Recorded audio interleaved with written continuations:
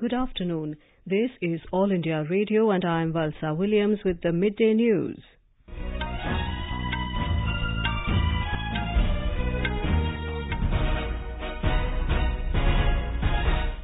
The headlines. In Jammu and Kashmir, polling is going on smoothly for local body elections amidst tight security. President Ramnath Kovind says India and Tajikistan have agreed to further strengthen their strategic partnership. Air Chief Marshal B.S. Dhanoa says the acquisition of Rafale fighter jets and S-400 missiles will enhance the country's air force capabilities. Election Commission says electronic voting machines and postal ballot papers to have photographs of the candidates in poll-bound states. And in Kerala, the rains have started receding. Met Department cancels alert issued for 5 districts.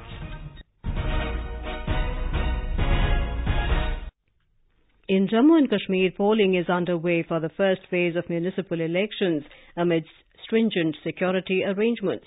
In Jammu Division, polling is going on smoothly in 238 wards. More from our Jammu correspondent. In Jammu district, 34% polling was recorded in 153 wards, whereas 55% polling was recorded from 59 wards of border district of Rajouri, and in 26 wards of border district of Poonch, 47% electors had cast their votes till 11 a.m. At almost all the polling booths in Jammu city, voters are very keen and enthusiastic to cast their votes in the electronic voting machines. Basic minimum facilities have been ensured in all the polling stations across the state for voting. Senior government officers have been appointed as general observers to oversee the smooth, fair and orderly conduct of polls, while Deputy Commissioners of poll-bound districts are undertaking videography of the poll process. So far, polling has been peaceful in Jammu region and no untoward incident has been reported from any part of Jammu division. R.K. Rana for AR News from Jammu. In Kashmir Valley, polling is going on smoothly and no untoward incident has been reported so far. Our correspondent has filed this report. Chief Electoral Officer informed that highest voter turnout was recorded at 18% in North Kashmir's Kupwara till 11 o'clock.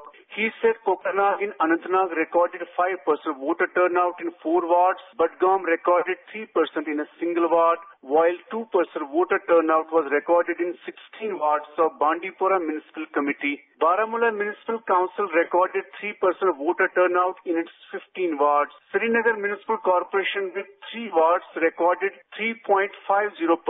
Tariq Rathar, AIR News, Srinagar. In Ladakh Division, Kargil has recorded the highest 33% in 13 wards, whereas Leh has recorded 26% voter turnout till 11 a.m. Our Leh correspondent reports that the local body elections are being held in Leh for the first time.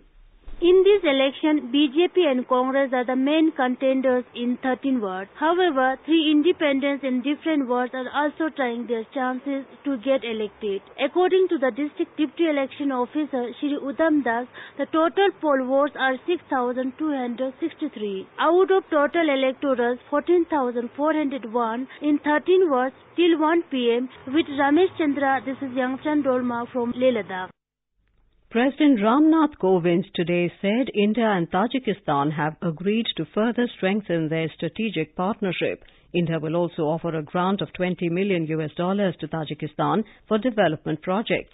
On the second day of his visit to the Central Asian country, President Kovind had a meeting today with President of Tajikistan, Mr. Emomali Rahman, at the palace of the President.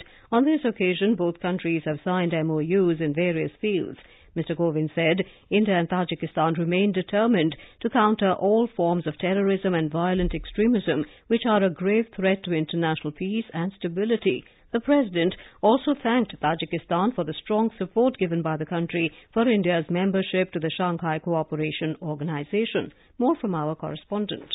India will undertake feasibility study of solar projects in 7 villages of Tajikistan as requested by the country and will also provide 2 English language laboratories for Tajik military. On the occasion, Mr. President said that India is committed to peace and development in neighboring Afghanistan through an Afghan-led, Afghan-owned and Afghan-controlled peace process. Before the start of the bilateral discussions, President was accorded military honors at Palace of Nation in Dushanbe. President Kovind also reviewed Guard of Honor along with President Rahman. Sushil Chandra Tiwari, AIR News, Dushanbe. Air Chief Marshal B.S. Dhanoa has said the acquisition of Rafale fighter jets and S-400 missiles will enhance the country's Air Force capabilities. He was speaking at a function to mark the 86th anniversary celebrations of the Indian Air Force at the Hindon Air Force Station in Ghaziabad this morning. Acquisition of 36 Rafale aircraft, the S-400 missile systems, Apache attack helicopters and Chinook heavy lift helicopters would further enhance our capabilities. The ongoing induction of Tejas light combat aircraft, Spider surface-to-air missile, medium-range surface-to-air missile and our state-of-art precision weapon systems are part of our larger modernization program. Air Chief Marshal Dhanoa lauded the efforts of the air staff for their contribution to the nation. More from our correspondent. Indian Air Force presented an impressive parade with its jets and helicopters giving a glimpse of the force's lethal strike capability. The air display started with blooming flag-bearing skydivers of famous Akashganga team dropping out of AN-32 aircraft in their colorful canopies. The ambassadors of Indian Air Force Surya Kiran aerobatic team enthralled the audience with the display of the aerobatic formations. The parade also witnessed flypast by Sukhoi 30 and MiG-21. Breathtaking display of sorties by fighter jets, including vintage helicopters, stole the heart of people present to witness Indian Air Force prowess. With Savagikar from Hindon Air Base, Swati Rakheja for AIR News. Electronic voting machines and postal ballot papers will have photographs of the candidates in poll-bound states. According to the Election Commission, this will help avoid any confusion about the candidates contesting the election with similar names in the same constituency. The Commission has directed the candidates to submit their recent stamp-size photograph to the returning officers. The Election Commission of India has already announced the poll schedule for the assemblies of Madhya Pradesh, Chhattisgarh, Rajasthan, Mizoram and Telangana. These poll-bound states will be using the photographs of the candidates on the ballot papers for the first time.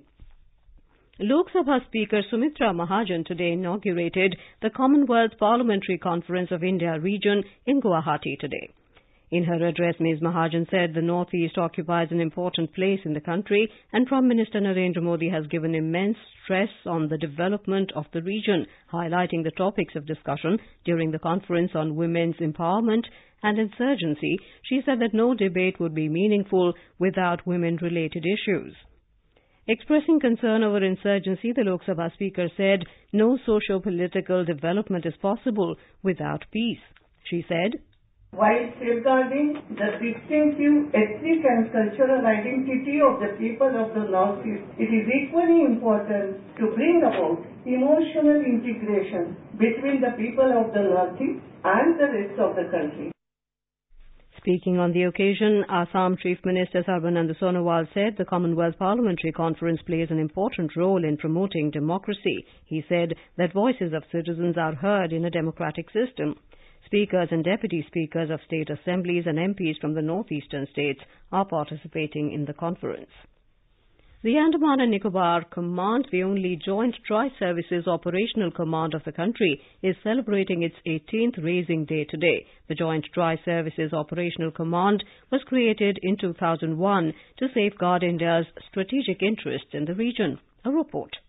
As part of celebrations, Commander-in-Chief of Andaman and Nicobar Command, Vice Admiral Bimal Verma reviewed the parade at INS Utkarsh and awarded unit citation to 15 Assam Regiment Naval Shipyard and Indian Coast Guard ship Aruna Asaf Ali this morning. In his address, the Commander-in-Chief outlined the operational readiness of the command and brought out implication on the security of the island. The command is conducting a survey with the district administration in the uninhabited island and will be completed December this year. This is Muhsin from Port Blair for AIR News.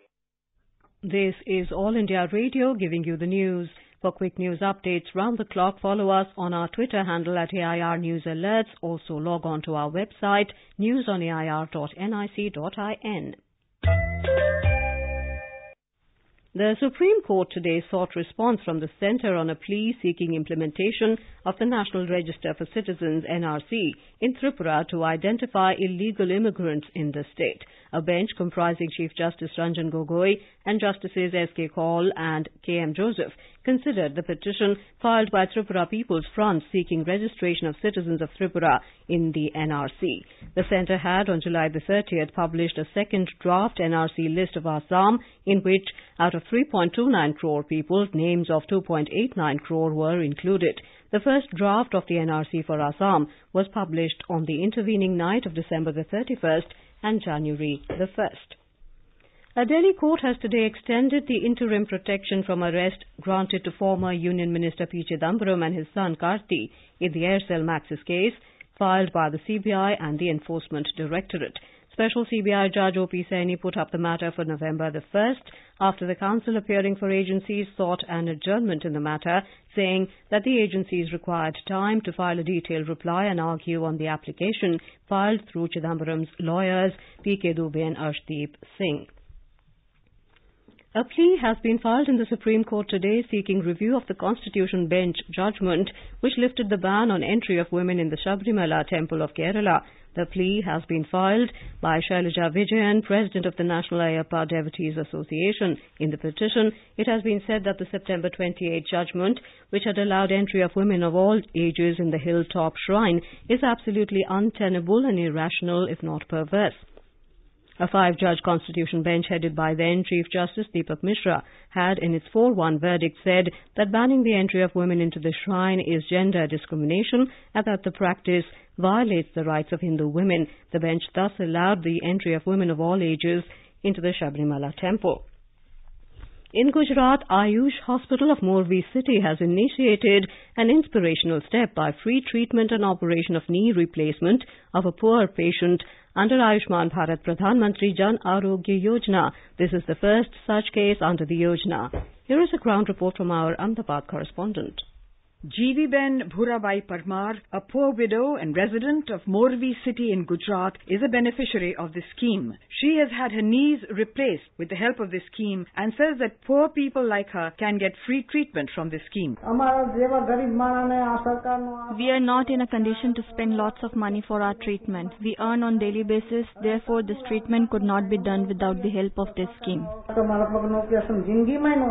Dr. Rajdeep Singh Chauhan claimed that this is the first free knee replacement operation in the country under the Ayushman Bharat Pradhan Mantri Jan Arogya Yojana. Ayushman Bharat योजना के अंतर्गत हमारे hospital में भारत का सबसे पहला knee replacement हुआ है। उसको मरीज है वो और 6 महीने से उसे घुटने की दर्द की तकलीफ थी। आयुष्मान भारत का बेनिफिशियरी था तो उसका राइट साइड का जॉइंट रिप्लेसमेंट सक्सेसफुली कर दिया है और उसके लिए पेशेंट को कोई भी चार्ज नहीं हुआ है। With this motivational initiative, the dream of Prime Minister Narendra Modi for treatment of poor patients free of cost is going to be fulfilled. With Bharat Devmani's report from Ahmedabad, this is Gurmala Kapoor for AIR. In Kerala, the rains today started receding with the moving of low pressure formed in Arabian Sea to Oman and Yemen coasts. Though it is still raining heavily in some parts of the state, the Met Department has cancelled the alert issued for 5 districts. However, alert will continue in Idukki and Wayanad districts, considering heavy rainfall in isolated areas. With the rains receding, the shutters of Idukki Dam have been closed, but the Electricity Department has decided to keep the shutters of some dams open ahead of the northeast monsoon in the Malayalam month of Thulam. The State Disaster Management Authority has warned people to avoid night travel in the hilly regions of Idukki and Wayanad districts. At the same time, it is reported that the district disaster management authorities have been asked to withdraw the restrictions imposed on tourists in hilly regions. A parliamentary panel has questioned the top managements of all major private airlines in the country over an exorbitant rise in the excess luggage charge. The panel asked them to submit a report comparing their fees with those of their foreign counterparts. All private airlines allow only up to 15 kilograms of luggage on domestic flights free of cost. And now, before we close, the headlines once again.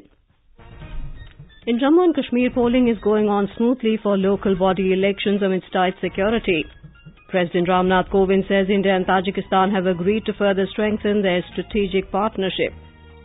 Air Chief Marshal B.S. Dhanoa says the acquisition of Rafale fighter jets and S-400 missiles will enhance the country's air force capabilities. Election Commission says electronic voting machines and postal ballot papers to have photographs of the candidates in poll-bound states. And in Kerala, the rains have started receding. Met Department cancels alert issued for 5 districts. And for details of these stories and more, log on to our website www.newsonair.nic.in. With that, we end the Midday News.